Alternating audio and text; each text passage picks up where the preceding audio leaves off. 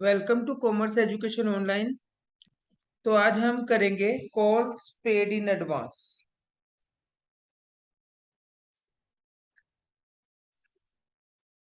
जैसे पिछला टॉपिक हमने किया था, सबसे पहले हमने इसमें टॉपिक किया था खुशी कि issue of share at par.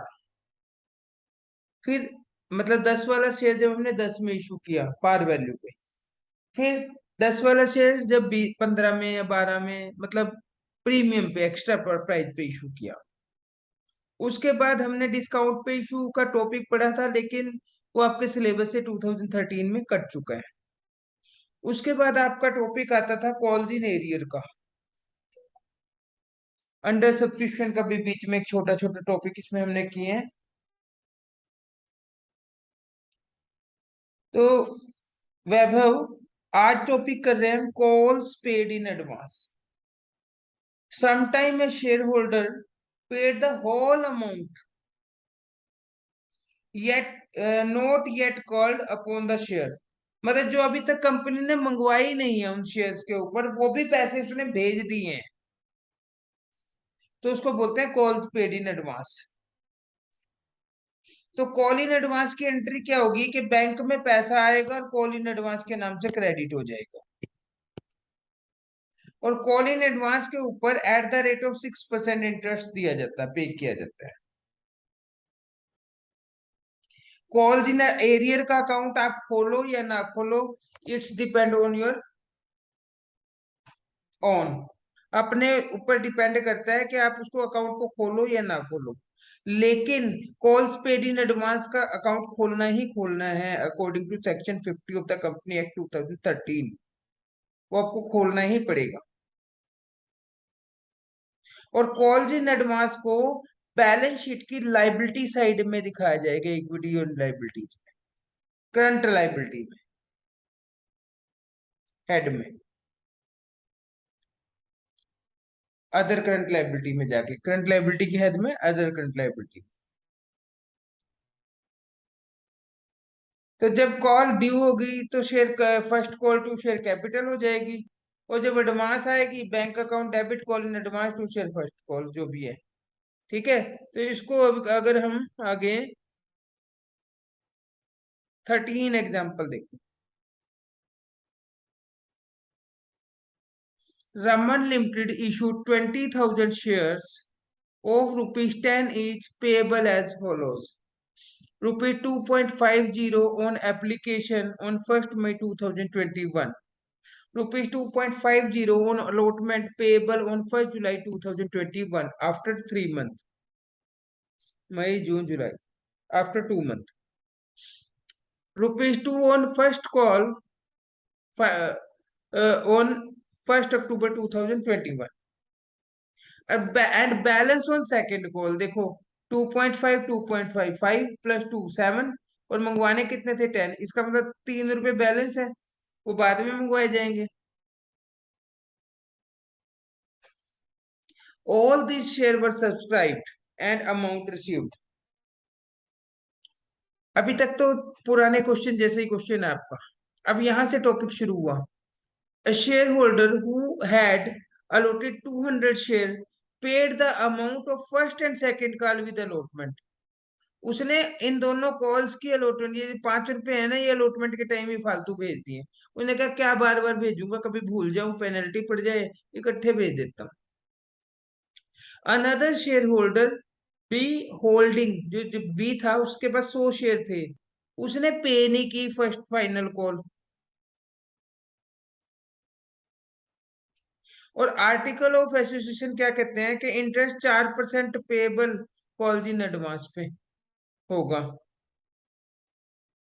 The interest was paid by the company to shareholder 1 February 2022 को। इंटरेस्ट की भी कैलकुलेशन करनी पड़ेगी यहाँ। यहाँ तक क्लियर है बेटे? क्वेश्चन क्लियर है आपको? तो इसको हम ऐसा करेंगे, इसकी समरी लिखेंगे। Issued 20,000 share at the rate of 10, 2.50 on application, 2.50 on allotment, 2 on first call, 3 on final call. हो गए पूरे। एक शेयर होल्डर जिसके पास ए के पास 200 शेयर थे, उसने ये भी दी, ये भी दी, और साथ में यहीं जाके ये भी दे दी। समझ आ गया? बी शेयर होल्डर जिसके पास 100 शेयर थे, उसने ये भी दी, ये भी दी, ये भी दी, ये नहीं दी। क्लियर? अब पहली एंट्री क्या होगी? Bank to share application 20,000 into 2.50 कुछ ही कहेगी, फिर वही एंट्रीज आ गई। फिर शेयर एप्लीकेशन, देखो यहां तक कोई फर्क नहीं पड़ेगा, 3 एंट्री तक। Application, share application account, debit to share capital. फिर शेयर अलॉटमेंट की ड्यू की भी पूरी, क्योंकि ड्यू करते टाइम हमें थोड़ी पता था कोई एडवांस देगा। वो तो बैंक में जब 200 शेयर्स के 1,000 रुपए फालतू आए 5 रुपए के हिसाब से, तब पता लगा कि यहाँ ड्यू में 50 आने थे, 51 आए।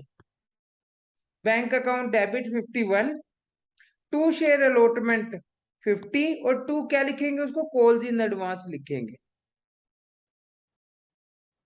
वैभव क्लियर है बेटे? यस। उसके बाद फर्स्ट कॉल ड्यू, पूरे ड्यू की एंट्री में कोई चेंज नहीं होगा। ऐसा नहीं है कि इसमें से पैसे आ चुके तो हम उसको चेंज कर लेंगे, ये एज इट इज रहेगी। 20,000 शेयर्स की ₹2 के हिसाब से 20,000 टू 2। अब जो फर्स्ट कॉल पे पैसे रिसीव होंगे तो कितने होंगे? 40,000 में से 200 शेयर्स के ₹2 के हिसाब से 400 रुपए थोड़ी बेचेगा, वो तो बेच चुका। उन यहाँ आएंगे 39,600, लेस होके आएंगे। अब फर्स्ट कॉल 40 से ही क्रेडिट करनी पड़ेगी। अब जो 1,000 रुपए का ये बैग बना के रखा हुआ है ना हमने, इसमें से 400 रुपए उल्ट कर देंगे, यानी डेबिट कर देंगे, यूज कर लेंगे। अब कितने एडवांस रह गए? 600 रह गए ना उसमें एडवांस। 400 तो हमने यूज कर लिया डेबिट करके, 1,000 क्रेडिट पड़े थे, 400 डेबिट कर दिया कॉल्स इन एडवांस के नाम से। ठीक है? अब फाइनल कॉल ड्यू हुई पूरी 60,000 से, क्योंकि 20,000 शेयर थे, ₹3 के हिसाब से फाइनल कॉल थी। 60,000 रिसीव कितने होंगे? 60 में से 200 शेयर तो ₹3 के हिसाब से भेजने के नहीं, ये तो इन्होंने एडवांस भेजे हुए हैं 600 रुपए, वो तो कॉल इन एडवांस होगा 600 रुपए डेबिट।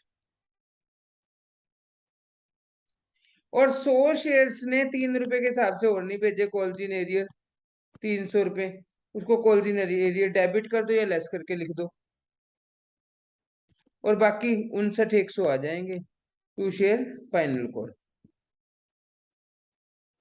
अब इंटरेस्ट कैलकुलेट करना, देखो फर्स्ट कॉल पे 400 रुपए आए थे, और फर्स्ट कॉल और अलॉटमेंट के बीच 3 महीने का टाइम था, 4% रेट था, ₹4 बन जाएगा इंटरेस्ट इसका।